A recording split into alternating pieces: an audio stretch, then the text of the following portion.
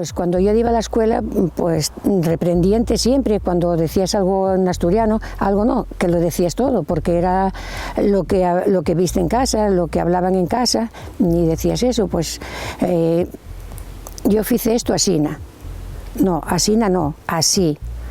Y es que la cremillera se me estropeó, no, cremallera. O pues ayer traje blanas, no, son avellanas.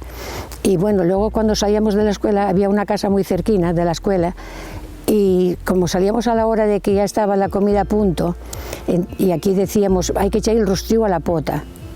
No sé si sabes lo que es el rostrillo, pero bueno, el rostrillo es como un refrito. Y si reías, se decía el rostrillo. ¿Qué es el rostrillo? Será el refrito. Y cosas así que tú era lo que hablabas, que te parecía absurdo el que te corrigieran, pero también lo que tú decías, que te parecía que estaba mal. Y claro, pues no sé, cuando a un crío pequeño se reprende, él no sabe el motivo, entonces tiene que sentirse mal. Yo por lo menos sentíame mal, porque me parecía que no sabía comportarme como los demás o esas cosas.